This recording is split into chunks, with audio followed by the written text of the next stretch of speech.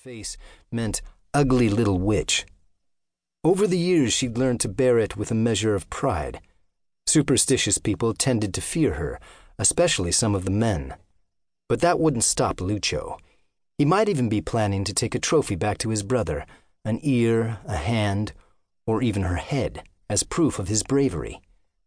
Still muttering, he loosened his trousers and jerked back the blanket. That was when he realized he'd been tricked. He spun around, cursing as Rose stepped out of the shadows, the .44 gripped between her hands. "Muera pendejo! Die, you bastard!"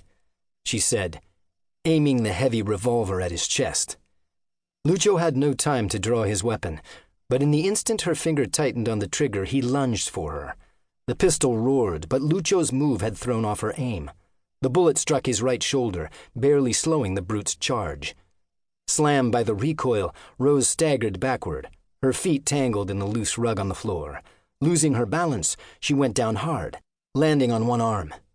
She managed to keep a one-handed grip on the gun, but now he was standing over her, blood streaming down his sleeve. She could hear the hiss of his breath between his teeth as he reached for his holster, then paused, cursing. That was when Rose realized her shot had disabled his shooting arm.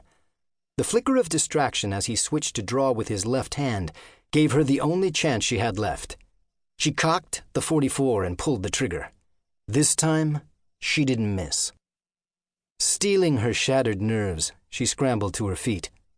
Her knees quivered as she stepped over Lucho's supine body. He was dead, all right, his trousers gapping open to tell the story. Rose fought back a wave of nausea. This was no time to fall apart. The sound of gunfire was bound to alert the cartel. If she wanted to live, she had to collect her wits and get out of there. Her duffel was already packed with the few clothes and necessities she owned. What she needed most was hidden outside. The patio was eerily silent. Knowing she'd have to run, Rose had already given her beloved goats and chickens to the neighbors. All that remained was to move aside a potted palm, lift up the tile underneath, and scrape away the earth that covered a small rusting metal box. The box contained her U.S. birth certificate and the American dollars that her self-appointed guardian, Bull Tyler, had given Ramon toward her keep. Ramon, kindly man that he was, had refused to spend a cent of it, instead putting the cash aside for the day when Rose would need it. Now, after 12 years, that day had come. Rose opened the box and checked to make sure nothing was missing. Then she snapped it shut and shoved it into the hip pocket of her jeans. Back in the house, she glanced around for anything else she might need. The .44 lay on the kitchen table where she'd left it. She thrust it into her belt and flung Ramon's old woolen serape over her shoulders to hide what she was carrying. From the next street over, she could hear dogs barking. Someone could be here any minute.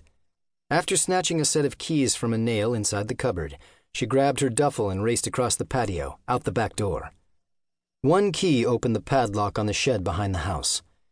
Inside, covered by a canvas tarp, was the 1947 Buick that had been Ramon's pride and joy.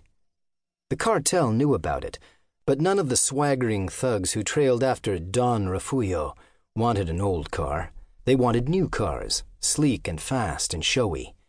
None of them had tried to claim it. There were tools in the shed as well. Hammers, saws, picks, shovels, a coil of rope, and more. Tools she would need where she was going. With the car uncovered, Rose flung them all, along with her duffel, into the Buick's cavernous trunk. Last of all, she took her grandfather's double-barreled 12-gauge shotgun from its hidden place under Ramon's workbench, wrapped it in a blanket, and laid it at the back of the trunk, along with a box of shells. After closing and locking the trunk, she opened the shed door wide, climbed into the car, and turned the key in the ignition. The powerful V8 engine purred to life. Ramon had taught her how to maintain his treasure, and Rose had learned her lessons well. The tank was full of gas, the oil changed, and the battery charged. With luck, she could make it across the border without needing to stop at a station, where the distinctive car and the port wine blaze down the left border of her face would make her all too easy to remember. The cartel would be after her, that much she knew. Don Refugio wouldn't rest until he'd hunted down his brother's killer and made her pay. With the shed door locked behind her and her